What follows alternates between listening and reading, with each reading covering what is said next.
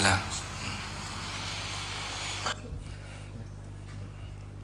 Assalamualaikum warahmatullahi wabarakatuh.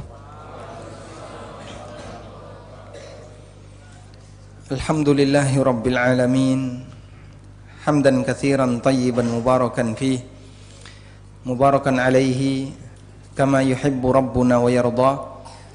Wa ashhadu an la ilaha illallah wahdahu la syarika lah. Wa ashhadu anna Muhammadan abduhu wa rasuluh sallallahu alaihi wa ala alihi wa sahbihi wa man tabi'ahum bi ihsanin ila yaumiddin. Yang kami hormati Sa'adatul Ustaz Dr. Zainal Abidin bin Syamsuddin hafizahullahu ta'ala wa ra'ah. Yang kami hormati pula para asatidzah, para pengajar di Ibnu Hajar Islamic School. Semoga Allah Subhanahu wa ta'ala memberikan kemudahan bagi urusannya. Dan Bapak Ibu sekalian, para jamaah yang dimuliakan Allah ta'ala, syukur alhamdulillah layak kita haturkan kehadirat Allah atas hadirnya berbagai macam majelis ilmu di sekitar kita. Karena dengan berdekatan dengan para ulama atau majelis ilmu akan membuat diri kita semakin terarah hidupnya. Sebagaimana yang dikatakan oleh Hasan Al-Basri rahimahullah, beliau mengatakan, laulal ulama lakana an-nasu kal bahaim. Andaikan bukan karena ulama, maka manusia tak ubahnya seperti binatang. Sehingga orang tidak kenal mana halal mana haram, tidak kenal bagaimana cara berinteraksi yang benar dengan orang lain, bagaimana adab ketika berkeluarga, ketika dia tidak tahu aturan. Dengan belajar, maka manusia akan menjadi manusia yang sebenarnya, yang itu membedakan antara dia dengan binatang. Karena itulah jamaah dimuliakan Allah, kita memilihkan putra-putri kita untuk bisa belajar di lingkungan pesantren atau di lembaga pendidikan yang mengajarkan Al-Quran dan Sunnah, dengan harapan nantinya mereka bisa hidup lebih baik, mengerti tentang aturan, dan semoga nanti bisa menjadi penerus dakwah. Selanjutnya kita akan membahas tentang buku Prinsip Hidupku. Jamaah membawa bukunya? Ada yang bawa ya? Baik. Jadi buku ini buku yang baru saja terbit. Saya tulis di kesempatan ketika di waktu kosong setelah pelaksanaan ibadah haji. Namun sebelum pulang banyak kegiatan di hotel masjid, sehingga di beberapa waktu kosong itu saya gunakan untuk nulis buku, jadilah buku itu. Maka tipis sekali, mohon maaf karena isinya nggak banyak. Yang pertama, di buku ini membahas tentang selalu jaga niat baik.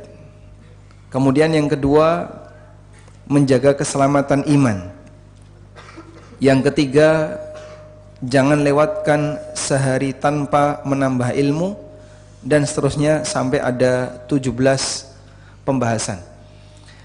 Dan di sini saya tulis dengan judul Prinsip Hidupku, bukan membahas masalah tauhid dan manhaj, tapi lebih membahas kepada apa sih prinsip yang perlu kita bangun agar kita bisa lebih maksimal dalam belajar, bisa lebih maksimal dalam beraktivitas sebagai seorang muslim yang baik. Menjadi muslim yang ideal itu mustahil, karena hanya satu orang yang maksum, yaitu Nabi Sallallahu Alaihi Wasallam. Sedangkan kita pasti penuh dengan kekurangan, baik kekurangan dalam melaksanakan perintah maupun kekurangan dalam melanggar larangan.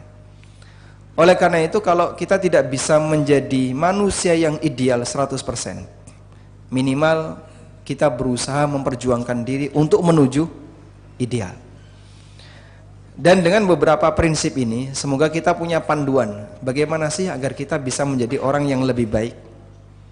Sehingga di sini saya tulis sifatnya hanyalah nasihat, berbagi nasihat Mari kita jadikan ini sebagai prinsip bersama.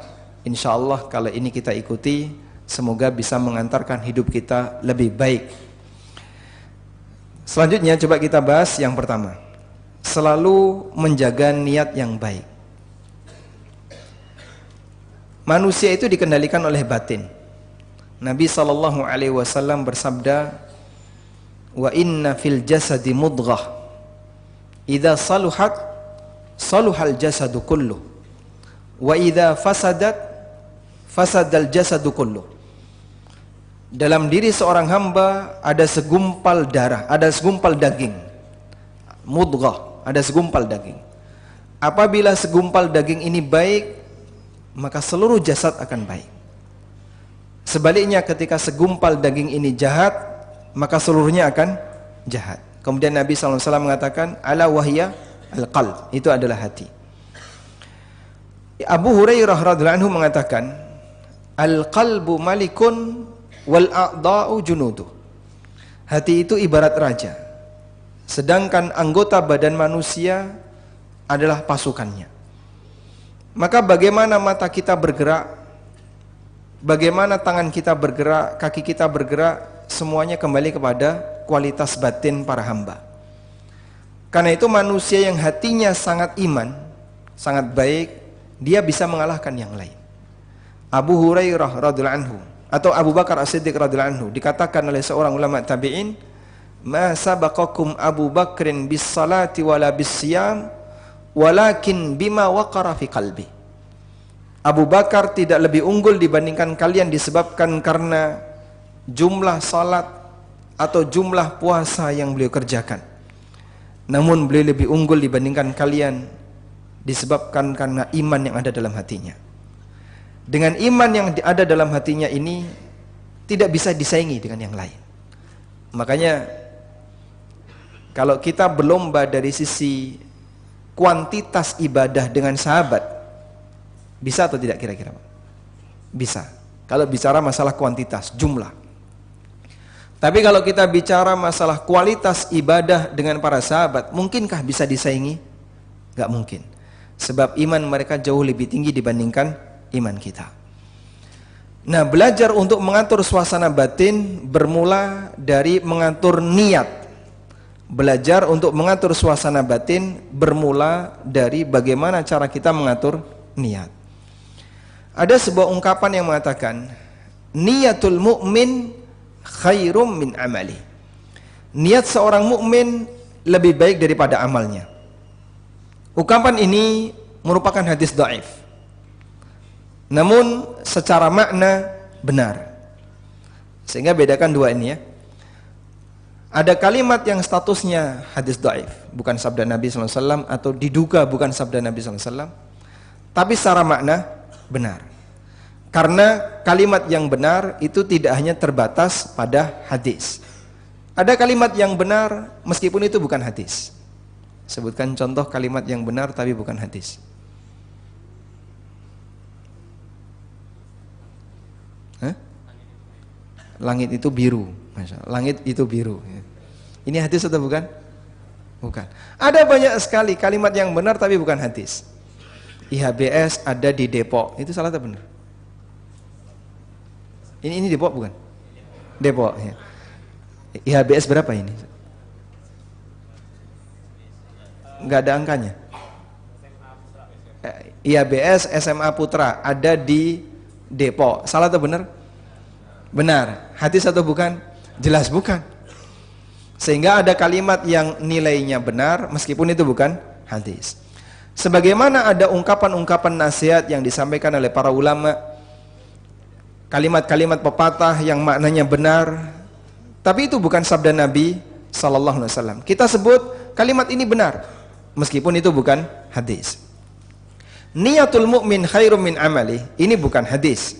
Statusnya adalah kalimat yang dhaif jika disandarkan kepada Nabi sallallahu alaihi wasallam. Namun secara makna benar. Salah satu di antara penjelasan yang disampaikan oleh para ulama berkaitan dengan kalimat ini adalah keterangan Al-Baihaqi.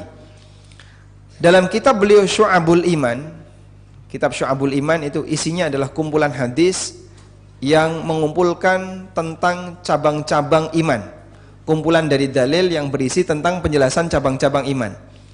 Karena Rasulullah SAW pernah menyebutkan al-imanu bid'un wa sab'una syu'bah. Iman itu ada 70 sekian cabang. A'laha qaulu la ilaha illallah wa adnaha imatatul adza 'anit tariq wal haya'u syu'batun minal iman. Yang paling atas adalah ikrar la ilaha illallah, yang paling bawah menyingkirkan gangguan dari jalan, dan rasa malu salah satu cabang iman. Nabi SAW menyebutkan ada 70 sekian, batas atas, batas bawah, contoh di tengah. Tapi rinciannya seperti apa, beliau tidak jelaskan. Nah, kemudian ulama beristihad merinci cabang-cabang iman itu apa saja. Salah satu di antara yang beristihad demikian adalah Al-Baihaqi.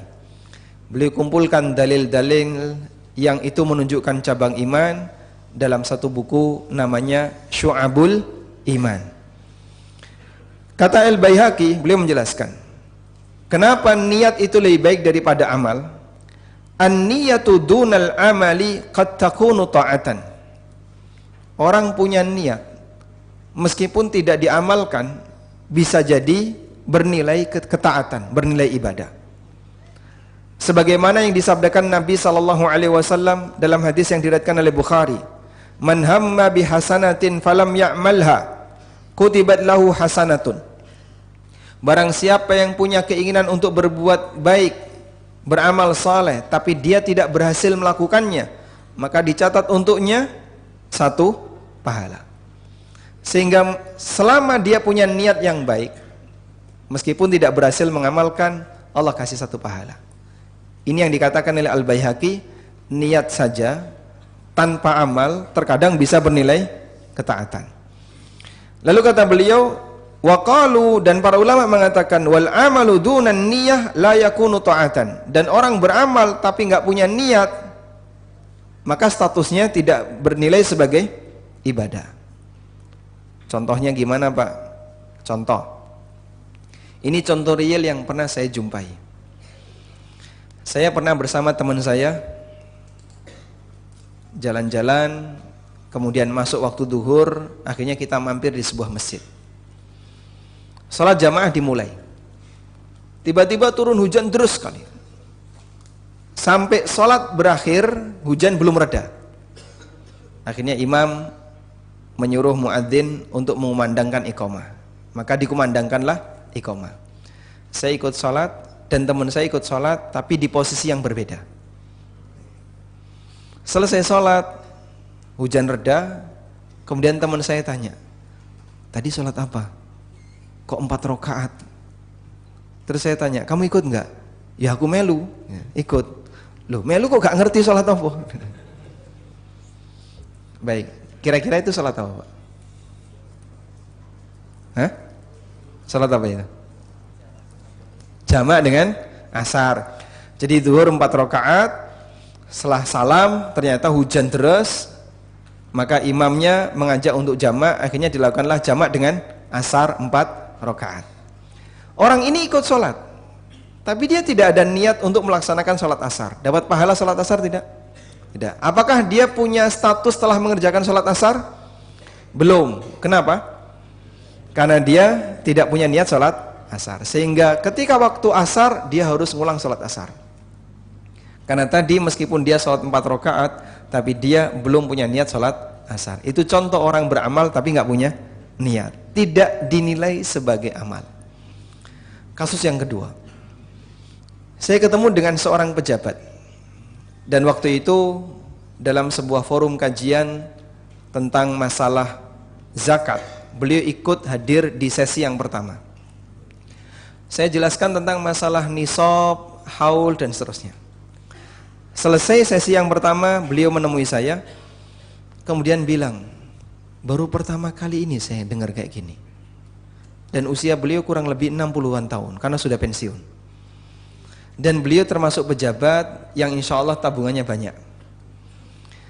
Kemudian saya tanya, terus Bapak selama ini kalau mengeluarkan harta gimana? Ya kalau ada masjid yang butuh saya kasih, panti asuhan butuh saya kasih, ada orang minta saya kasih, fakir miskin saya kasih. Beliau bukan orang yang pelit, bisa jadi royal. Dan mungkin dalam perhitungan saya, apa yang beliau keluarkan bisa jadi lebih besar dibandingkan kewajiban zakatnya. Tapi beliau tidak pernah punya pikiran kalau yang dia keluarkan itu zakat. Apakah yang bersangkutan sudah bayar zakat jamaah? Kenapa? Karena tidak punya niat. Nabi SAW mengatakan innamal a'malu binniyat. Yang namanya amal harus diiringi dengan niat. Sehingga amal tanpa niat tidak bernilai sebagai ketaatan. Bisa jadi yang bersangkutan ketika mengeluarkan harta tadi, beliau punya pahala sedekah, tapi tidak terhitung sebagai amal zakat, maka belum gugur kewajiban zakatnya.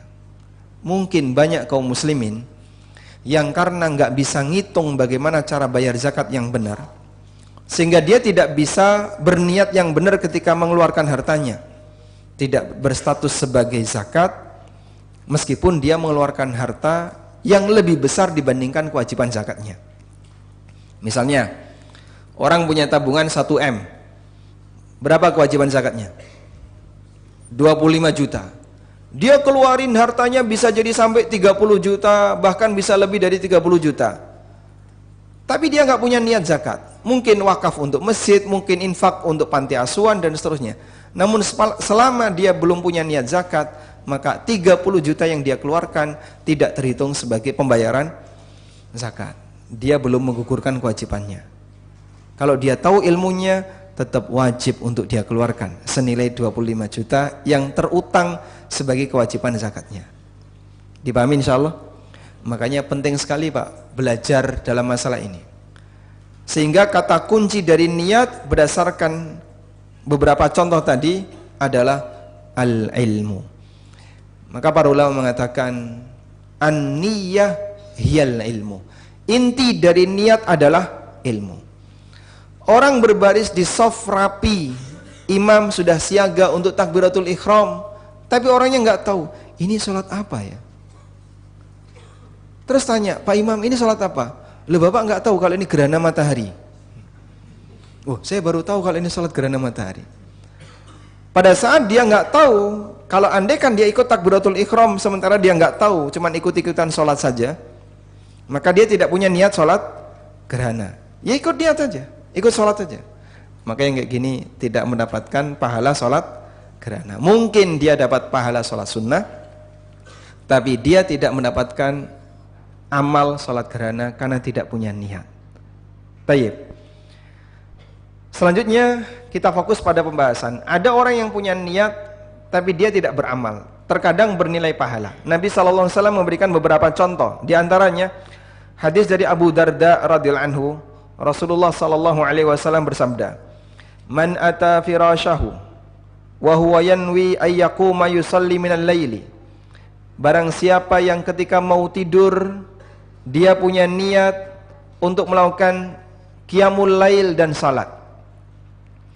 Faghalabathu aina hatta asbah.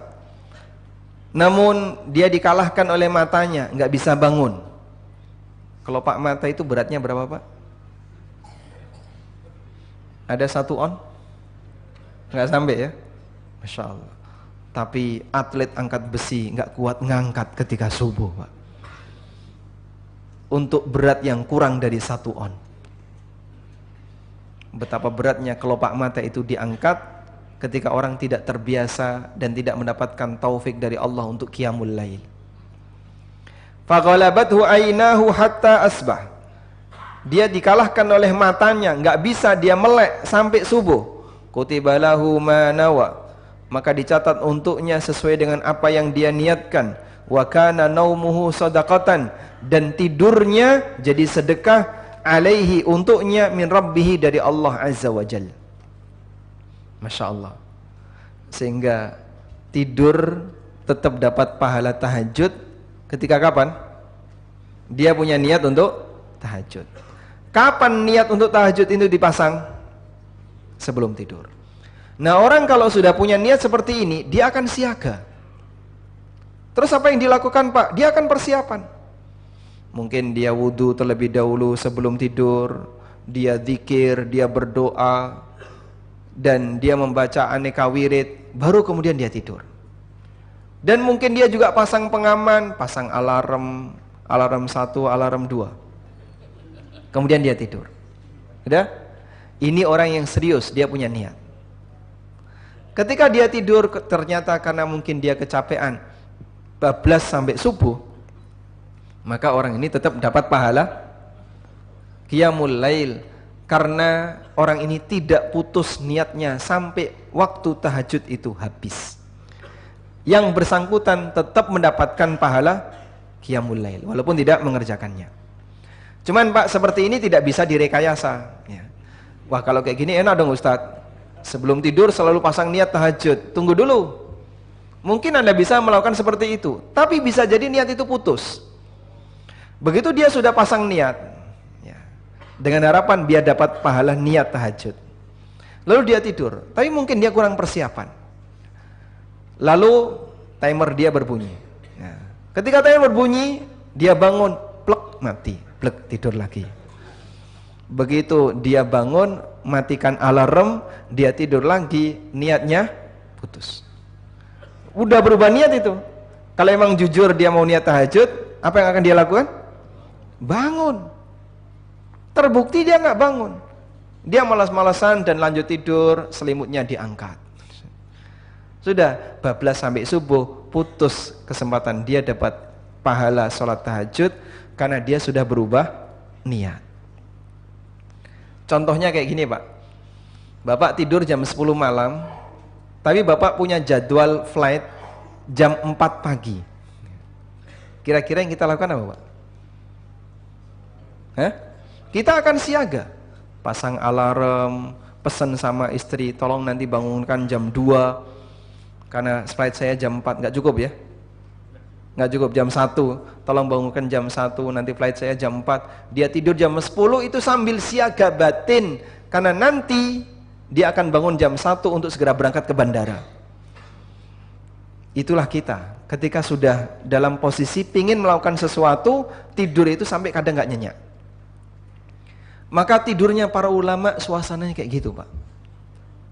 Imam An-Nawawi rahimahullah, beliau tidur di meja. Ketika beliau terbangun, beliau nyalakan lampu, nyatet. Ngantuk, lampunya dimatikan, tidur di atas meja. Selama kurang lebih 2 tahun.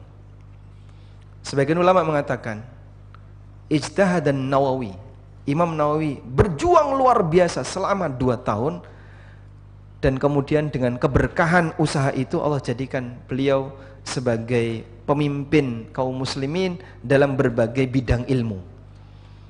Sehingga beliau selalu hadir dalam masalah hadis, Riyadhus Shalihin, hadir di depan. Untuk bidang apa misalnya dalam masalah fikih, karya-karya Imam An-Nawawi, Raudhatul Thalibin muncul di depan. Dalam masalah syarah hadis, syarah Nawawi untuk Sahih Muslim muncul di depan. Sehingga beliau punya banyak keterlibatan ilmu. Dan ulama yang dipakai dalam semua bidang ilmu jadi referensi, di akidah ada, di hadis ada, fikih ada, tafsir ada, di banyak bidang ada. Dia jadi Syekhul Islam seperti Ibnu Taimiyah. Majmu' Fatawa yang kurang lebih 30 jilid itu kan hampir di semua bidang ilmu agama. Tafsir ada, dalam masalah akidah ada, masalah tauhid ada, fikih ada, khusus masalah talak ada, usrah ada. Jadi lengkap semua, referensi di semua bidang ilmu. Maka karena beliau referensi di semua bidang ilmu, digelarilah dengan Syekhul Islam. Baik, ada manusia yang hadir seperti ini, perjuangannya berat, tapi kemudian Allah abadikan hasilnya dan bermanfaat bagi umat. Nah, jamaah dimuliakan Allah Subhanahu wa taala, kembali kepada masalah niat tadi. Orang kalau niatnya nggak putus, maka dia akan terus dapat pahala sesuai dengan niat yang ada pada hatinya. Ada sebagian jamaah haji yang sudah sangat sepuh, sudah sangat lanjut usia. Beliau itu sampai diminta oleh keluarganya, Pak, kayaknya sudah nggak ada harapan Bapak bisa berangkat. Antrinya masih 30 tahun, 20 tahun, sekian belas tahun. Usia Bapak sudah 70 tahun. Ketika dicek, masih berapa tahun lagi? Di atas 10 tahun. Tapi ketika diminta oleh anaknya, coba ditarik. Itu biaya 25 juta, sayang kalau kemudian cuma dibiarkan di situ. Namun si bapak nggak mau, saya nggak mau narik. Kalaupun saya mati dalam penantian. Sehingga tetap berharap bisa mendapatkan kesempatan, kalaupun gagal. Karena yang bersangkutan tidak pernah putus niat untuk berangkat haji reguler. Sebab mampunya hanya reguler, insya Allah tetap mendapatkan pahala sebagaimana yang dia niatkan. Man hamma bil hasanati falam ya'malha falahu ajrun wahid. Barang siapa yang berniat untuk beramal tapi tidak berhasil, maka yang bersangkutan dapat 1 pahala. Saya yakin masyarakat Depok yang sudah daftar haji reguler banyak sekali. Depok antriannya berapa, Pak? Berapa? 30 tahun ada? 30 tahun. Sehingga yang daftar hari ini kurang lebih 30 tahun ke depan dia bisa berangkat. Niatnya sudah terpasang sekarang. Namun kapan dia berangkat? Wallahu a'lam. Sekian puluh tahun, apakah masih hidup atau tidak? Sepanjang dia nggak tarik itu dana, dia nggak putus, maka yang bersangkutan akan terus mendapatkan pahala. Baik. Selanjutnya jamaah dimuliakan Allah Subhanahu wa taala. Sama kaitannya dengan masalah niat adalah mempertahankan amal soleh secara rutin. Karena ada satu masa di mana kita tidak bisa melaksanakannya disebabkan uzur fisik, baik karena sakit atau karena uzur tua atau karena uzur yang lainnya. Tapi orangnya tetap dapat pahala karena dia tidak beramal bukan disebabkan nggak mau beramal, dia tidak beramal karena ada uzur. Nabi SAW mengatakan, "Idza maridul abdu aw safara kutiba lahu ma kana muqiman sahiha." Apabila seorang hamba itu sakit atau safar, maka dicatat untuknya dia dapat pahala sebagaimana ketika dia kebiasaan ketika tidak safar dan tidak sakit. Baik. Allah berfirman dalam Al-Qur'an, "Illal ladzina amanu wa 'amilus solihati falahum ajrun ghairu mamnun." Kecuali orang beriman dan beramal saleh, dia dapat pahala yang enggak pernah putus. Ada sebuah penjelasan yang disampaikan oleh Ibnul Muhallab, salah seorang ulama mazhab Malikiyah. Ini di buku enggak ada. Beliau menyampaikan, ayat ini merupakan anugerah dari Allah untuk hambanya yang beriman. Allah berikan kepada mereka pahala yang tidak pernah putus, sebagaimana kondisi nabinya sallallahu alaihi wasallam. Nabi Muhammad sallallahu alaihi wasallam dikatakan oleh Allah, wa innalaka la ajran ghairu mamnun. Dan kau Muhammad memiliki pahala yang ghairu mamnun, yang enggak pernah putus. Orang mukmin dikatakan dalam Al-Qur'an, illal ladzina amanu wa 'amilus solihati falahum ajrun ghairu mamnun. Bagaimana bentuknya? Ketika orang punya rutinitas ketaatan, lalu pada satu masa tertentu fisiknya tidak bisa diajak untuk melakukannya karena uzur usia atau uzur sakit. Orang tua ditunggu makin tua atau makin muda? Orang yang sudah tua ditunggu gimana, Pak? Makin lemah fisiknya. Sehingga dulu waktu dia masih sehat, rajin puasa sunnah, rajin ngikuti kajian, rajin sholat berjamaah ke masjid, melakukan amal A, B, C, D, stroke, semuanya berhenti. Sehingga hanya tinggal jasad yang terkapar di atas ranjang, nggak bisa bergerak. Dia sholat hanya berkedip, hanya bisa berisyarat. Namun yang bersangkutan tidak bisa berangkat kajian, tidak bisa lagi puasa sunnah, nggak bisa lagi hadir di sholat jamaah, falahum ajrun ghairu mamnun. Orang ini dapat pahala yang nggak pernah putus, jamaah. Disebabkan karena apa? Niatnya nggak hilang. Andaikan yang bersangkutan sehat, fisiknya mendukung, tetap akan berangkat. Tapi ketika beliau dalam posisi sakit sehingga tidak bisa melaksanakan aneka ketaatan dan amal soleh yang menjadi kebiasaannya, maka beliau tidak bisa melakukan itu disebabkan uzur, bukan karena malas. Sehingga mumpung Bapak Ibu kita masih punya posisi fisik yang sehat, Anda bisa naik tangga untuk kajian di lantai 2 di masjid ini. Ada satu kondisi di mana dengkul sudah nggak bisa dipaksa. Sementara tidak ada lift di sini. Ada lift nggak? Nggak ada. Sehingga yang punya udzur dengkul yang nggak bisa naik tangga di bawah. Atau mungkin beliau nggak bisa hadir kajian. Saya sudah nggak bisa naik. Sudah, saya di bawah saja. Atau saya sudah nggak bisa berangkat. Akhirnya beliau hanya bisa di rumah. Pahala akan terus mengalir sesuai dengan kebiasaan dia. Makanya kita perbanyak kebiasaan-kebiasaan amal baik selagi masih mampu melakukannya untuk bekal dan tabungan di suatu saat ketika kita sudah tidak bisa melakukannya. Sehingga membiasakan amal baik itu adalah bekal di hari tua. Tayyib. Ada sebuah nasihat yang disampaikan oleh Imam Ahmad kepada putranya Abdullah, "Inwil khaira fa innaka la tazalu bi khairin ma nawatil khaira." Selalu jaga niat yang baik, karena engkau akan senantiasa dalam kebaikan selama kau punya niat yang baik. Wallahu a'lam. Poin 1 selesai.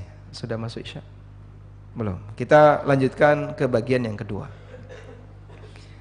Nasihat yang kedua, prinsip yang kedua, jaga keselamatan iman. Jangan sampai lepas, karena ini wasiat dari Allah. Allah berfirman, "Wala tamutunna illa wa antum muslimun." Janganlah kalian mati kecuali dalam posisi sebagai muslim. Sehingga istiqomah minimal seorang muslim adalah istiqomah jadi muslim sampai mati. Minimal. Karena kalau sudah di bawah itu nggak ada kesempatan untuk dapat surga. Sebab Allah Subhanahu wa taala hanya akan memasukkan manusia ke dalam surga jika dia beriman. Nabi Ibrahim dipertemukan oleh Allah dengan bapaknya besok di akhirat. Lalu Nabi Ibrahim mengatakan kepada bapaknya, "Bukankah aku sudah sampaikan kepada bapak, jangan durhaka kepadaku, jangan menyalahi perintahku." Kemudian bapaknya mengatakan, "Al-yauma la u'sik." Hari ini aku tidak akan menyalahi kamu. Kemudian Ibrahim mengatakan kepada Allah, "Ya Rabbi, alaysa qad wa'adtani alla tukhzini yauma yub'atsun?" Bukankah engkau telah menjanjikan kepadaku, engkau tidak akan membuat aku sedih di hari ketika manusia dibangkitkan. Wa ayyul khizyi akhza min abil abad. Dan kesedihan mana lagi yang lebih parah ketika aku dijauhkan dari bapakku. Maka kemudian Allah Subhanahu wa taala menjawab, "Inni haramtul jannata 'alal kafirin." Aku haramkan surga bagi orang kafir. Seorang nabi berjuang menyelamatkan bapaknya, enggak diterima oleh Allah karena bapaknya mati kafir. Oleh karena itu, masing-masing orang harus mempertanggungjawabkan amalnya, dan tidak ada istilah hanya karena punya nasab yang baik maka nanti dia bisa dapat surga. Sebab nasab itu kelebihan, sebagaimana harta juga kelebihan, pangkat juga kelebihan. Tapi kalau kelebihan ini tidak diiringi dengan iman dan amal soleh, enggak ada nilainya. Nabi SAW mengatakan, "Wa man batta'a amaluh lam yusri' bihi nasabu." Orang yang amalnya telat enggak bisa jadi cepat gara-gara nasab. Wallahu a'lam. Adzan. Jadi yang harus kita lakukan apa? Salat. Mendengar adzan. Kita lanjutkan. Baik, kita akan dengarkan adzan Isya terlebih dahulu. Wassallallahu ala nabiyyina Muhammadin wa ala alihi wa sahbihi wasallam.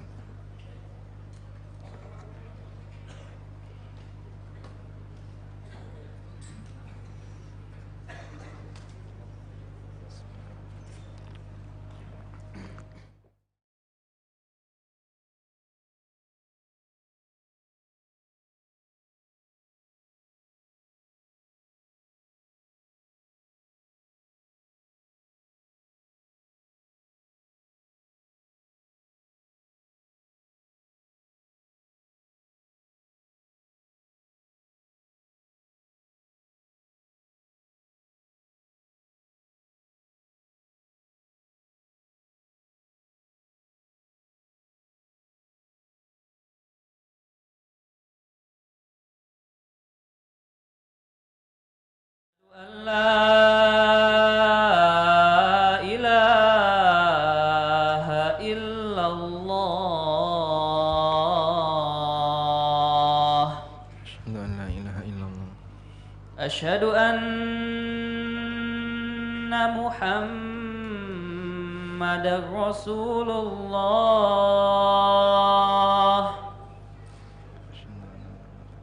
Asyhadu anna Muhammadar Rasulullah.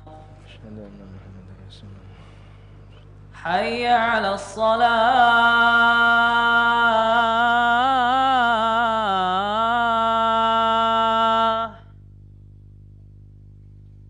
Hayya 'alas salah.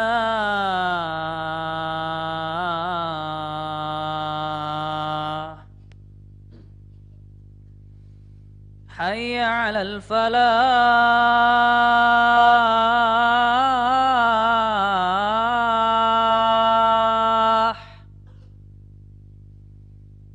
Hayya 'alal falah.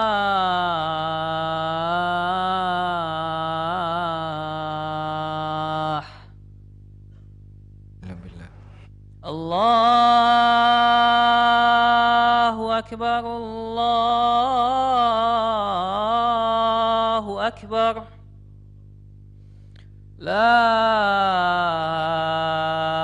ilaha illallah.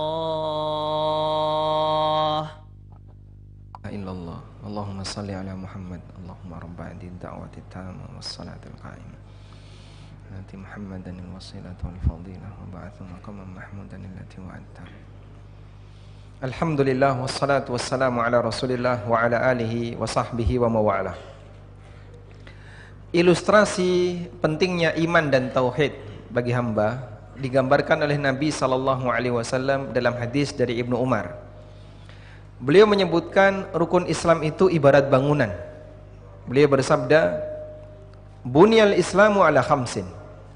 Syahadatu an la ilaha illallah wa iqamus shalah wa ita'uz zakah wa shaumu ramadan wa hajjul baiti man istata'a ilaihi sabila." Iman dibangun di atas 5 tiang. Mulai dari syahadat sampai haji. Ya? Kewajiban dalam Islam itu kan banyak.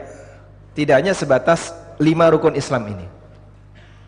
Terus bagaimana penjelasannya? Al-Hafidh Ibnu Rajab dalam Jami'ul Ulum wal Hikam menjelaskan seperti ini. Nabi SAW membuat ilustrasi aktivitas yang kita lakukan dalam Islam itu seperti kita membuat bangunan. Rukun Islam itu ibarat tiang. Ada 5 tiang, 4 tiang di tepi, 1 tiang di tengah. Dah?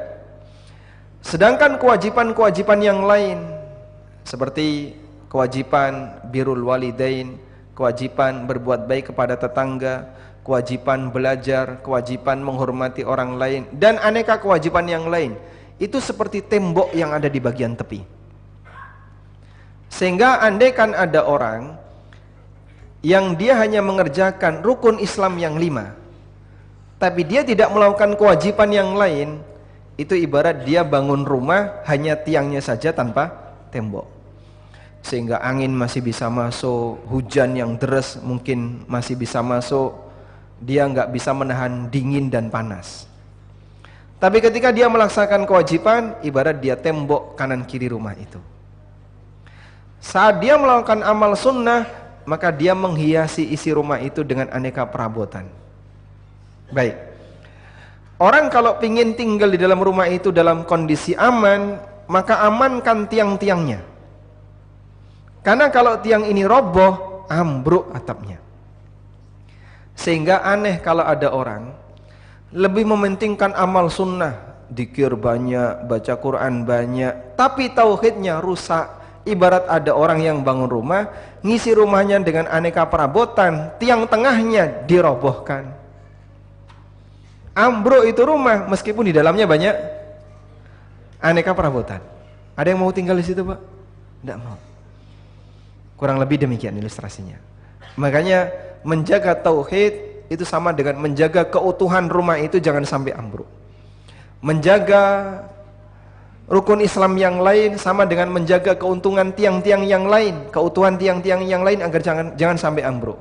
Menjaga kewajiban sama dengan menjaga tembok di kanan kiri jangan sampai bolong. Dan melakukan amal sunnah sama dengan menghiasi bangunan itu dengan aneka perabotan. Rumah akan terlihat semakin indah kalau 5 rukun Islam dijaga, kewajiban dijaga, dan amalan sunnah dijaga. Selanjutnya, tauhid selalu menyertaiku. Anda lihat di halaman 9. Ada sebuah pernyataan yang disampaikan oleh seorang ulama. Beliau adalah Syekh Salim bin Eid Al-Hilali. Beliau mengatakan, at-tauhidu la yunqalu minhu ila ghairihi bal yunqalu bihi ila ghairihi. Ilmu tauhid itu tidak boleh ditinggalkan untuk belajar ilmu yang lain. Namun yang benar, ilmu tauhid itu diajak untuk membersamai kajian ilmu yang lain. Paham insyaallah? Baik. Disiplin ilmu dalam Islam itu banyak. Ada tafsir, ada fikih, ada muamalah, dan aneka disiplin ilmu yang lain. Kalau kita mau belajar disiplin ilmu yang lain, tolong ilmu tauhid jangan ditinggal. Ikut berpindah ke disiplin-disiplin ilmu yang lain yang kita pelajari. Maka orang ketika belajar bahasa Arab, iringi dengan tauhid. Belajar masalah tafsir, iringi dengan tauhid. Belajar fikih, iringi dengan tauhid. Karena kalau tidak ada dasar tauhidnya, bisa jadi belajar disiplin ilmu yang lain, tapi menyimpang dari akidah yang lurus. Contoh, bahasa itu termasuk di antara titik peperangan, nuqtatul ma'rakah, titik perang antara ahlu sunnah dengan mu'tazilah. Dan banyak tokoh-tokoh mu'tazilah yang ahli dalam bahasa Arab. Bahkan ada salah satu buku tafsir yang menjadi salah satu referensi dalam bahasa Arab. Tafsirnya siapa? Zamakhsyari. Tafsir Zamakhsyari itu tafsir bahasa dominan. Dan memang dalam kajian bahasa bagus. Dan itu salah satu kelebihan mu'tazilah. Cerdas dalam memahami bahasa, dalam paham bahasa. Tapi mereka menyimpang. Ternyata ketika tidak diiringi dengan tauhid, kemampuan berbahasa itu digunakan untuk mendukung akidah i'tizal, akidah mu'tazilah. Sehingga ketika belajar tafsir, belajar bahasa, kalau tidak diiringi dengan akidah yang lurus, jadinya apa? Bisa jadi mu'tazilah, bisa jadi kullabiyah, bisa jadi maturidiyah, dan seterusnya. Ya? Contoh yang lain. Orang belajar fikih.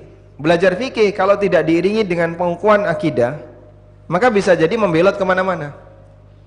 Sampai akhirnya fikih itu jadikan sebagai senjata untuk mencari celah mana yang boleh. Sehingga muncul istilah, kan ini masih beda pendapat ulama. Selama masih beda pendapat, ya tidak apa-apa, kita boleh milih bebas. Sehingga ikhtilaf dijadikan sebagai dalil. Sejak kapan Pak ikhtilaf jadi dalil? Dan itulah dalil orang Indonesia. Ketika kita kasih tahu, Mas ini haram loh, nggak boleh. Masih khilaf itu, masih perbedaan pendapat. Jangan memvonis kayak gitu Mas. Ini kan masih di ranah perbedaan pendapat. Sejak kapan perbedaan pendapat jadi dalil? Dalil itu ada 4. Al-Quran, Sunnah, Ijma', Qiyas. Nggak ada. Khilaf ulama jadi dalil nggak ada. Baik untuk dalil yang disepakati maupun dalil yang mukhtalaf. Dalil yang mukhtalaf contohnya syar'u man qablana, dalil istihsan, istishab. Kemudian apa lagi? Maslahah mursalah dan seterusnya. Ini dalil yang diperselisihkan. Tapi kalau yang disepakati ada 4. Dan dari daftar ini nggak ada Pak yang menyebutkan khilaf ulama termasuk dalil, itu nggak ada. Justru khilaf ulama butuh dalil. Apa dalil kalau perselisihan ulama butuh dalil? Allah Ta'ala berfirman, fa in tanaza'tum fi syai'in farudduhu ilallahi war rasul. Kalau kalian beda pendapat dalam masalah apapun, kembalikanlah kepada Allah dan Rasulnya. Sehingga ketika terjadi perbedaan pendapat, kita bukan diarahkan kamu silahkan bebas milih. Bukan. Ayatnya nggak ngomong kayak gitu. Ayatnya bilang gimana? Kalau terjadi perbedaan pendapat, kembalikan kepada yang paling benar, yang sesuai dengan firman Allah dan sabda Nabi sallallahu alaihi wasallam. Nah, kadang orang punya prinsip, ya, bebas saja kalau ada perbedaan pendapat kita bebas milih. Salah, Pak. Karena semua akan mempertanggungjawabkan apa yang dia pilih di hadapan Allah Subhanahu wa taala.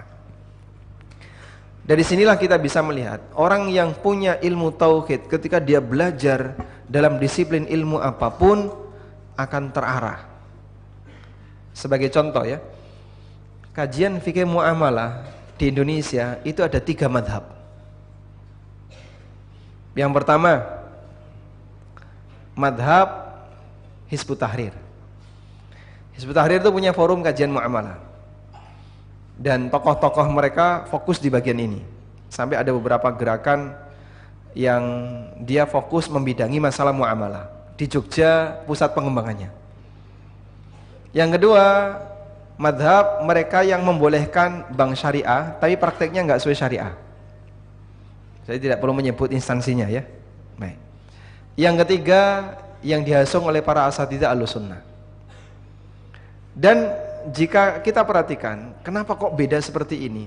Ada yang terlalu permisif, sangat longgar, serba boleh. Pokoknya toleran, semuanya dibuat boleh. Akhirnya nggak ada bedanya antara ribawi dengan syariah.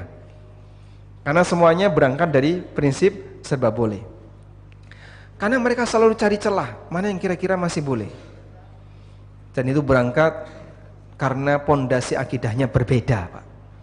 Orang yang punya tauhid dan kajiannya selalu menanamkan prinsip tauhid, akidah yang lurus, bagi dia ilmu itu amanah. Dan kita akan sampaikan kepada masyarakat mana yang paling mendekati kebenaran, bukan mana yang paling mudah bagi masyarakat. Kalau pendidikan itu kita pilihkan mana yang paling enak bagi masyarakat, gagal itu pendidikan, Pak. Bapak Ibu yang dimuliakan Allah, dalam masalah ini ada 3 pendapat. Saya pilihkan yang boleh. Masalah ini ada 4 pendapat, ini ada 1 pendapat yang boleh. Boleh semua nanti jadinya. Dan orang yang mengumpulkan pendapat seperti ini berarti dia mengumpulkan zallatul ulama, aneka ketergelinciran ulama. Dulu ada salah satu gubernur yang membuat buku isinya kumpulan pendapat-pendapat yang boleh. Mut'ah, ada sebagian ulama yang membolehkan. Ini ijtihad awalnya Ibnu Abbas. Dicatat, mut'ah boleh menurut kaul pertama Ibnu Abbas. Nikah tanpa wali boleh menurut kaulnya Abu Hanifah. Nikah tanpa saksi boleh menurut kaulnya sebagian Hanafiyah. Dikumpulin itu. Akhirnya ketemulah seorang ulama.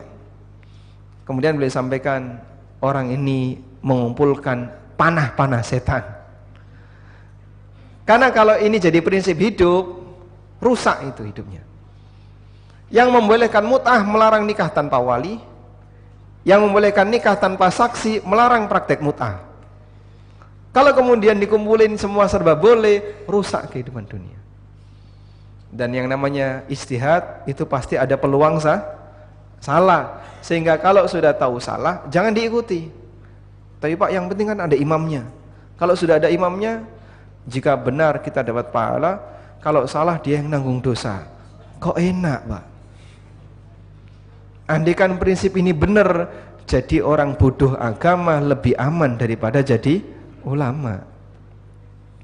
Mengikuti ulama kalau benar dapat apa? Pahala. Kalau salah, yang nanggung dosa siapa?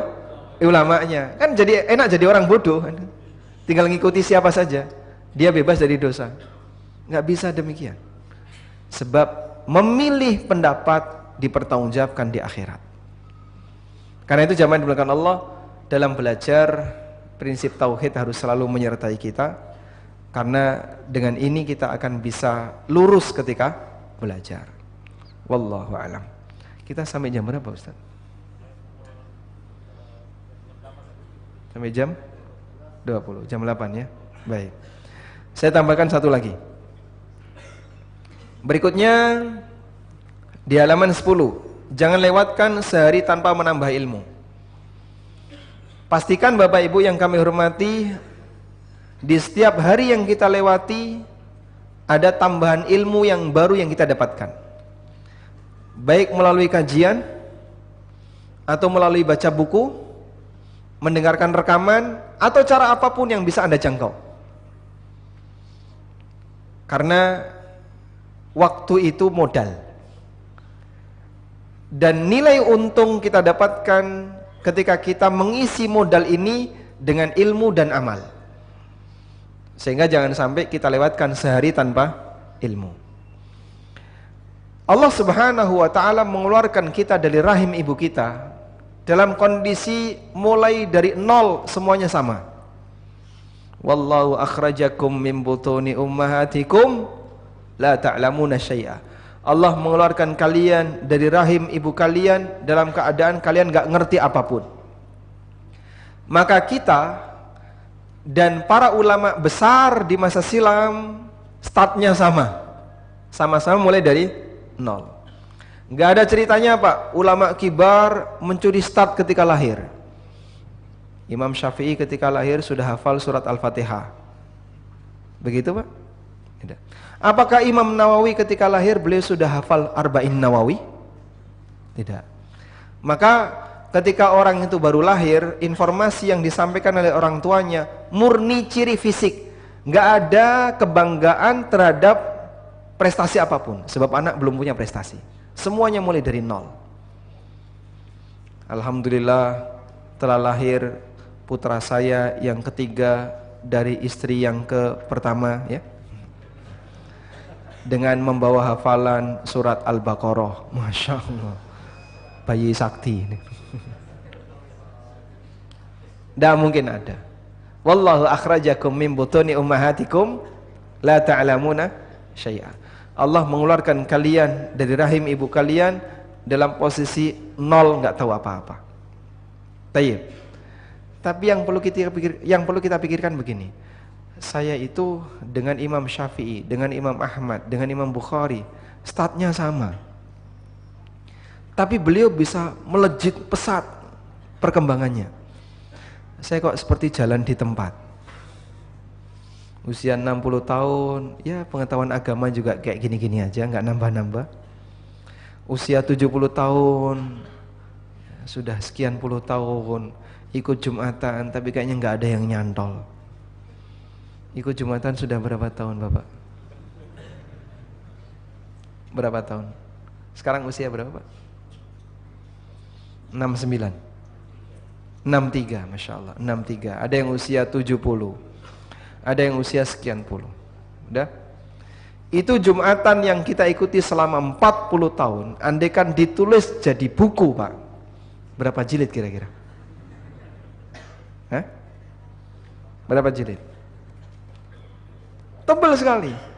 Cuman Jumatan yang kita ikuti antara yang melekat dengan yang menguap banyak mana Pak? Menguap semua Mas.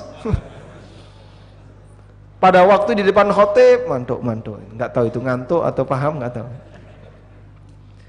Keluar masjid lupa semua, nggak ada ilmu yang melekat. Jadi kita itu ibarat orang yang sudah dikasih makanan, tapi nggak pernah kenyang, hilang semuanya, nggak berkah. Makanya mungkin perlu kita evaluasi, apa sih yang salah? Wong saya dengan para ulama di masa silam startnya sama kok, sama-sama dari nol, mulai dari nol Pak ya, kayak orang mau ngisi bensin. Semuanya mulai dari nol. Tapi Masya Allah ada yang satu cepat perkembangannya, di usia 45 tahun. An-Nawawi kan meninggal di usia 45 tahun, tapi karyanya mendunia dan semuanya berada dalam posisi unggul. Sehingga karya Nawawi itu ada di semua masjid. Riyadhus Shalihin itu kan hampir di semua masjid. Baik, ada yang salah dengan kita. Apa sih yang salah Pak? Barangkali hati kita belum siap untuk nampung ilmu yang turun, sehingga kita diberi oleh Allah hati yang sempit sehingga nggak bisa nampung ilmu yang banyak. Sebab ilmu itu ibarat hujan dan hati manusia seperti permukaan bumi. Ada cekungan yang besar, ada cekungan yang kecil. Allah Subhanahu wa taala berfirman, "Anzala minas samaa'i ma'an fasalat awdiyatum biqadariha." Allah menurunkan air hujan dari awan, kemudian mengisi setiap lembah-lembah yang ada di muka bumi sesuai dengan takarannya. Sehingga ada lembah yang bisa menampung banyak air. Ada lembah yang seperti cekungan kecil. Baru belajar bahasa Arab 3 pertemuan langsung muntaber, mundur tanpa berita. Kenapa? Disuruh menghafal huruf jar, pusing saya. Ada pembukaan baru, dibuka kelas baru bahasa Arab, daftar lagi ya. 3 kali pertemuan mutung lagi. Masya Allah, ini jadi mahasiswa baru abadi. Pembukaan daftar, baru dapat sekian mutung, pembukaan lagi daftar lagi. Betul kayak gitu Pak? Ada kayak gitu di sini Pak? Sama kayak di Jogja Pak ya? Ini barangkali Masya Allah, berarti hati saya sempit Pak Ustadz, mungkin. Sehingga dikasih ilmu agak banyak itu luber, nggak bisa nampung. Ketika sudah nggak bisa nampung, orangnya nggak kuat, mutung. Maka tolong dipaksa.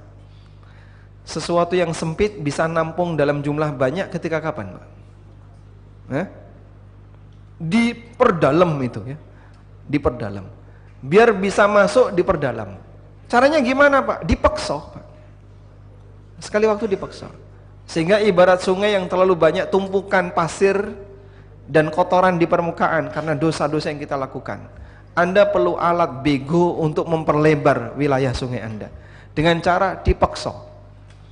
Paksa diiringi dengan bertaubat kepada Allah, mohon ampun, istighfar, sebab ilmu adalah cahaya. Sebagaimana kata Waqi' Ibnul Jarrah, al-ilmu nurun wa nurullahi la yuhda lil asi.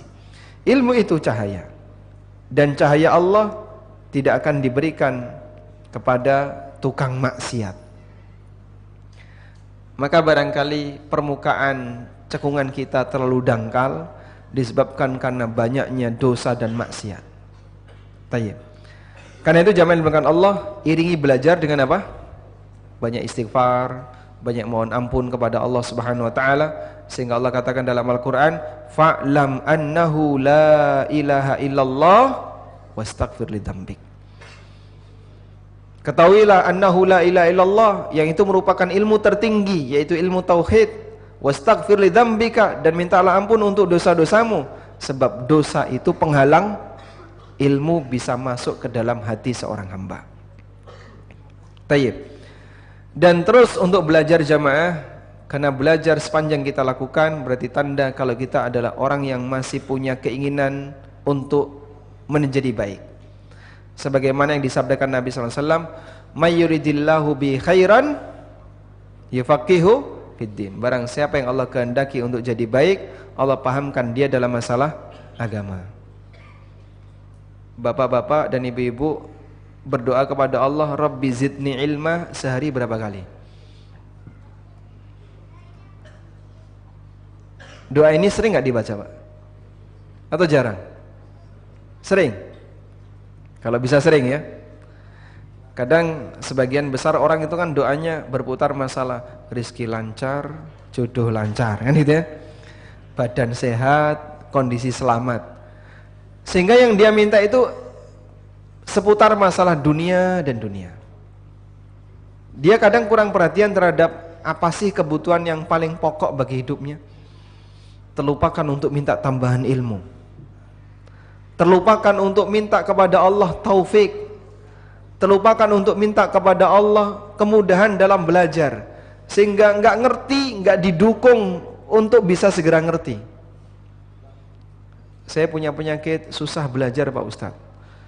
Gimana solusinya? Selama ini yang Bapak lakukan gimana? Ya tetap hadir di ilmu, di forum kajian, majelis ilmu. Tapi merem saya Pak. Baik, berarti gini Pak ya. Besok sebelum kajian Bapak tidur dulu. Pastikan Bapak sudah tidak ngantuk. Sudah? Baru setelah itu hadir di majelis ilmu. Kok tetap merem? Nah, ada kawan bayi nih kayak gini ya. Itu susah hilang. Wallahu taala alam. Tapi mungkin demikian yang bisa kita sampaikan. Semoga Allah jadikan apa yang kita pelajari ini bermanfaat. Allahumma anfa'na bima 'allamtana wa 'allimna ma yanfa'una warzuqna ilma.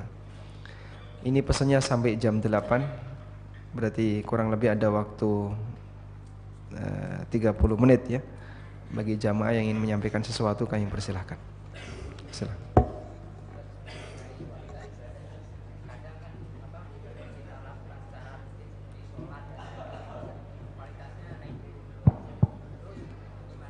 Coba diulang. Jadi kan kadang ibadah yang dilakukan secara rutin seperti sholat dan zikir itu kualitasnya pasti naik turun. Dan mungkin kadang-kadang mungkin hanya sekedar rutinitas untuk menggugurkan kewajiban. Terus bagaimana supaya ibadah harian yang kita lakukan itu menjadi tetap berkualitas dan bukan hanya sekedar rutinitas? Masya Allah. Pertanyaannya bersajak ya. Disebutkan dalam hadis yang diriwayatkan oleh Ahmad, Ibnu Hibban dan yang lainnya, Nabi SAW pernah bersabda, inna likulli amalin syirratun wa likulli syirratin fatrah. Setiap amal itu ada waktunya rajin, dan setiap orang ketika dalam kondisi rajin naik pasti ada waktunya turun. Lalu beliau mengatakan, faman kanat syirratuhu ila sunnati faqad aflah. Barang siapa ketika beramal dalam kondisi naik dia masih berpegang dengan sunnahku, maka dia beruntung. Karena ada orang ketika baru saja hijrah, mengenal dakwah, terus ikut kajian, saking semangatnya kebablasan sampai keluar batas, offset. Akhirnya orang tuanya ditahdzir ya. Gurunya ditahdzir, semuanya ditahdzir, semuanya hisbi, ditahdziri semua, udah offset ini orang, karena kebablasan, terlalu semangat. Itu masa syirrah, tapi tidak diiringi dengan sunnah, sehingga kebablasan. Wa man kanat fatratuhu ila ghairi dzalika faqad halaka. Sebaliknya, ketika dalam posisi fatrah, dalam posisi turun, kalau turunnya kebablasan, binasa. Sehingga bisa lepas. Orang ketika terlalu rajin, ada kondisi dia mutung kebablasan, hilang komunitas. Sekarang jadi gimana? Nggak tahu itu. Udah nggak pernah kajian, utangnya nggak dibayar. Kalau dihubungi ngilang. Nah, ini orang yang karakternya selalu kebablasan. Kalau naik kebablasan, turun kebablasan. Maka yang bagus, khairul umur awsatuha. Segala urusan itu yang terbaik adalah pertengahan. Sehingga Anda ketika melakukan amal yang rutin, kalaupun ketika sedang rajin nggak bisa bertahan selamanya. Kadang kan kita belajar khusyuk bisa bertahan 2-3 hari jadi khusyuk baik ya. Tapi kemudian turun, mulai hilang semangat. Tapi jangan sampai kebablasan. Ketika naik jangan kebablasan, ketika turun juga jangan kebablasan. Pak Ustadz, tolong dong sampaikan nasihat ke ibu-ibu biar jadi istri yang baik. Nah, kemudian Ustadz menyampaikan materi tentang wanita soleha. Ngasih efek Pak itu Pak, berpengaruh, Masya Allah. Begitu selesai kajian, Alhamdulillah Pak Ustadz, istri saya jadi seperti Khadijah. Masya Allah. Tapi cuma 3 hari Pak Ustadz. Habis itu berubah jadi juminten Mas. Seperti itulah yang namanya manusia. Sebab orang kalau istiqomah linear terus nggak bisa. Kadang naik, kadang turun. Dan yang bisa membuat kita jadi naik kembali ketika turun naik lagi adalah diulang itu pelajaran. Sehingga ilmu dengan diulang-ulang itu seperti mengembalikan semangat. Turun, disemangati lagi. Turun, disemangati lagi. Terus demikian. Jangankan dalam masalah agama, dalam bernegara saja seperti itu. Makanya kemudian ada program misalnya peringatan hari kemerdekaan. Di semua negara hampir ada. Terus apa yang dilakukan di situ? Membangkitkan kembali semangat nasionalisme, baik bagi pemimpin, bagi aparat, maupun bagi pejabat. Dan itu diulang-ulang. Yang namanya upacara kan gerakannya kayak gitu aja Pak ya. Gerakannya seperti itu. Nggak ada kok improvisasi gerakan upacara, itu nggak ada ya. Tapi orang melakukan seperti itu berulang-ulang. Kenapa? Ini dalam rangka untuk menjaga, katanya menjaga nasionalisme. Maka dalam beragama juga demikian. Kita ulang-ulang dalam belajar dalam rangka untuk menjaga apa? Menjaga semangat. Jadi turun, nanti belajar lagi. Turun, belajar lagi. Dan kita bisa merasakan pengaruh itu seusai belajar. Wallahu a'lam. Ya, Ustaz, untuk pertanyaan kita buka selang-seling, ikhwan, akhwat, dan yang bertanya secara online. Sekarang kita buka yang akhwat, Ustaz. Ya. Assalamualaikum warahmatullahi wabarakatuh, Ustaz. Waalaikumsalam warahmatullahi Apabila wabarakatuh. kita beramal, bolehkah kita dalam hati mengatakan, ya Allah, aku niat karena Allah sesuai contoh Nabi dan berharap pahala darimu. Syukur, Ustaz. Jadi dia menyusun redaksi niat tapi dibaca dalam hati. Nah, ini sama dengan talafut niat tapi di batin. Jadi niat itu tidak perlu disusun redaksinya. Aku niat sholat duhur 4 rakaat dengan imam Ustadz Fulan ya, di masjid A jam sekian bersama teman-teman ya. Itu pernah ada kejadiannya, diceritakan oleh Syekh Utsaimin ya. Ada orang sholat di Masjidil Haram. Di sebelahnya itu orang Badui. Ya, pokoknya orang pedalaman yang waktu itu ikut sholat di Masjidil Haram. Si A ini sebelum dia sholat, dia membaca niat sebelum takbiratul ihram. Nawaitu sholat A B C lillahi ta'ala. Disenggol sama Badui. Kurang. Apa yang kurang? Imamnya belum kamu sebutkan. Nama imam di Masjidil Haram menghadap kiblat belum kamu sebutkan. Jadi identitas itu kenapa harus disebutkan? Nawaitu sholatadz zuhri 4 raka'atin mustaqbilal kiblati ma'muman adaan lillahi ta'ala. Ma'muman adaan mustaqbilal kiblat. Ini kan identitas sholat ya. Apakah harus disebutkan? Kalau ini disebutkan, nama imamnya, makmumnya siapa saja, di masjid apa ya, jam berapa, itu juga identitas. Kenapa nggak disebutin? Kepanjangan Pak, pendek saja. Kalau pendek saja ya cukup sholat duhur Allahu Akbar. Yang penting ta'yin. Nah, ta'yin itu menegaskan ini sholat apa. Nah, ta'yin itu dilakukan sesaat sebelum takbiratul ihram, sehingga dia sudah punya kesengajaan. Kamu mau melakukan sholat apa? Sholat ini. Nah, masalah ta'yin ini memang ada khilaf. Boleh nggak jauh sebelumnya? Misalnya, shaf di masjid ini sampai di nomor 2. Jadi Anda yang masuk di pintu butuh jalan beberapa meter hingga bisa tiba di shaf nomor 2. Tapi di pintu atau di tangga kita sudah mentakyin duhur. Butuh waktu 2 menit sampai di shaf untuk takbiratul ihram. Apakah seperti ini boleh? Ada khilaf dalam masalah ini. Dan pendapat yang lebih mendekati, selama belum putus boleh. Sehingga Anda ketika masuk masjid pertama baca doa, kemudian Anda sudah pasang niat sholat duhur dan nggak putus niat itu dengan yang lain. Contoh putus gimana Pak? Ditelepon istri, Bang segera pulang, anaknya kesetrum misalnya. Nah, terus Anda pulang, nah, itu putus kan niatnya. Atau ini apa misalnya airnya bocor, nggak bisa mampet, Anda pulang, putus niatnya. Selama Anda tidak putus niat, maka Anda tidak harus mengulang ta'yim ketika mendekati takbiratul ihram. Wallahu a'lam. Ya, jazakallahu khairan. Kita buka yang ikhwan yang ingin bertanya. Ya. Bismillah. Assalamualaikum Ustaz. Waalaikumsalam. Pertanyaan saya ada kaitannya dengan pertanyaan yang pertama. Sebagai orang yang baru mengenal dakwah sunnah misalnya seperti itu ya Ustaz ya. Kemudian ilmu juga terbatas. Kita sudah tahu bahwa dakwah ini adalah jalan yang lurus dan kita berniat untuk menularkan kepada keluarga.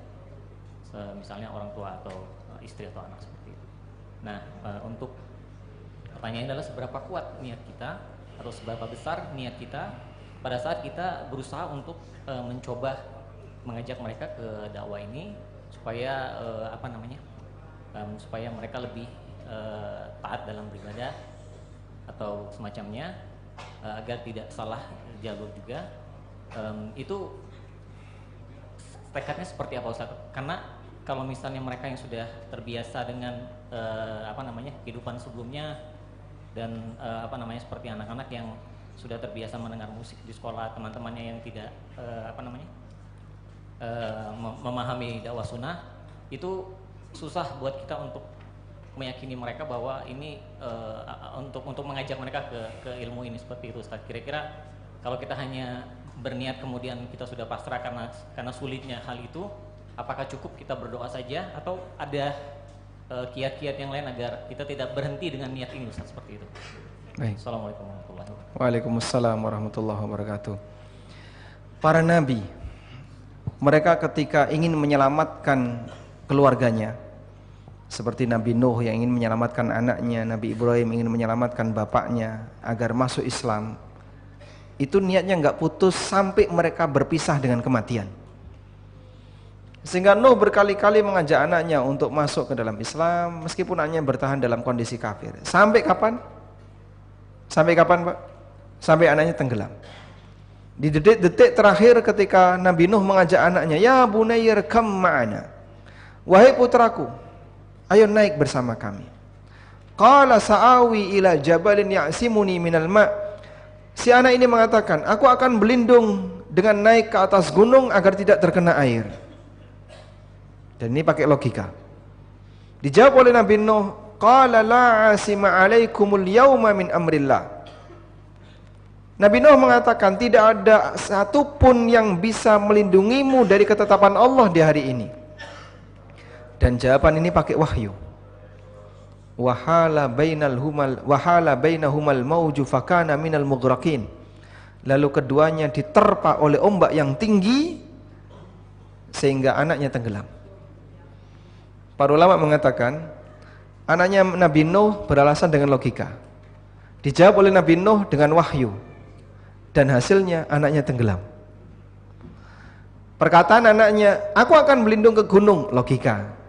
Perkataan Nabi Nuh, tidak ada yang bisa melindungimu dari ketetapan Allah di hari ini wahyu.